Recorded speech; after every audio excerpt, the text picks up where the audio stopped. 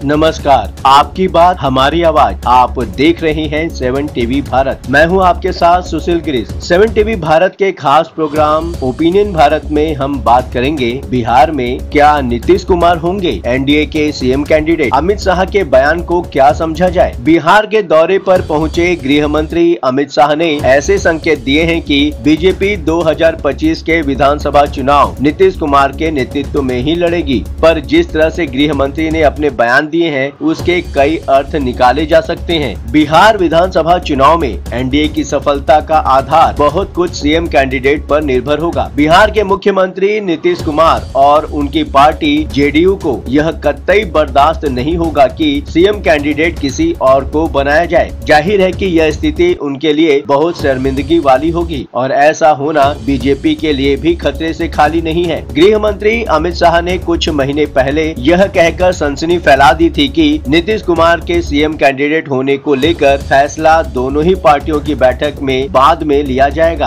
अब एक बार फिर बिहार के दौरे पर पहुंचे अमित शाह की बात को समझना बहुत मुश्किल है। शाह ने नीतीश कुमार के नाम पर एक तरह से मुहर लगा दी है, पर दूसरे तरीके से एनालिसिस करने पर बात कुछ और ही समझ में आती है। आइए समझते हैं कि असल में बीजेपी चाहती क्या है। अमित शाह ने अपने बिहार के दौरे में एक बात तो स्पष्ट कर दी कि चुनाव नीतीश कुमार के नेतृत्व में लड़ा जाएगा, पर यह बात कि चुनाव जीतने के बाद सीएम भी उन्हें ही बनाया जाएगा, इस पर प्रकाश नहीं डाला। हालांकि पटना के बापू सभागार में सहकारिता विभाग के एक कार्यक्रम में गृह मंत्री ने कहा कि 2025 में बिहार में मोदी जी और नीतीश जी के नेतृत्व में बिहार में एक बार फिर से एनडीए की सरकार बनाइए और भारत सरकार को बिहार के विकास का एक और मौका दीजिए। शाह ने यह भी कहा कि बिहार को बदलने में नीतीश कुमार की अहम भूमिका रही है। शाह की इन बातों का सीधा अर्थ है कि नीतीश को किनारे लगाने के बारे में नहीं सोचा जा रहा है। दूसरे शब्दों में नीतीश के नाम पर कोई विवाद नहीं है, पर मोदी जी और नीतीश जी दोनों का नाम लेने और दूसरे खुलकर यह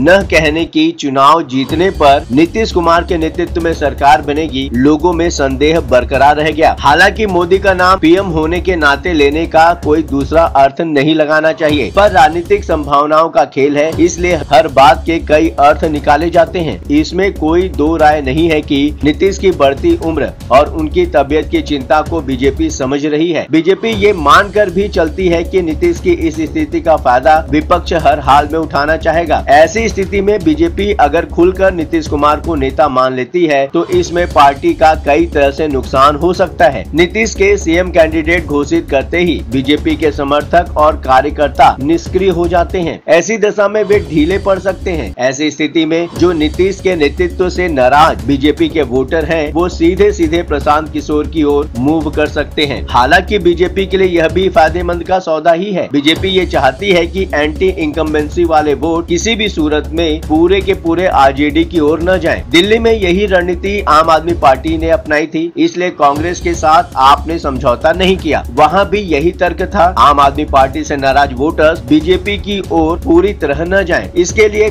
कांग्रेस के रूप में जनता के सामने एक और विकल्प होने से पार्टी को फायदा होगा। ठीक उसी तरह बीजेपी बिहार में भी सोच रही है। शायद यही कारण है कि प्रशांत किशोर को लेकर बीजेपी परेशान नहीं है। जिस तरह महाराष्ट्र में बीजेपी ने पूरे चुनाव के दौरान तत्कालीन मुख्यमंत्री एकनाथ शिंदे को नेता बनाए रखा, कुछ उसी तर्ज पर बिहार में चुनाव लड़ने के मूड में है पार्टी। आपको याद होगा महाराष्ट्र विधानसभा चुनाव के प्रचार के दौरान एक बार स्टेज पर देवेंद्र फडणवीस और एकनाथ शिंदे एक साथ बैठे हुए थे। पत्रकारों ने फडणवीस से पूछा कि चुनाव परिणाम आने के बाद सीएम कौन बनेगा, तो फडणवीस ने एकनाथ शिंदे की ओर इशारा करके कहा था, हमारे सीएम तो यही हैं। पर परिणाम आने के बाद ऐसा हुआ नहीं। एकनाथ शिंदे अपना रोना लेकर रोते रहे, पर पार्टी को कोई असर नहीं पड़ा। अंत में एकनाथ शिंदे डिप्टी सीएम बनने को तैयार हो गए। आज की तारीख में बीजेपी बिहार में शायद इसी रणनीति पर काम कर रही है। चुनाव परिणाम आने के बाद नीतीश कुमार डिप्टी सीएम नहीं बनेंगे, पर हो सकता है कि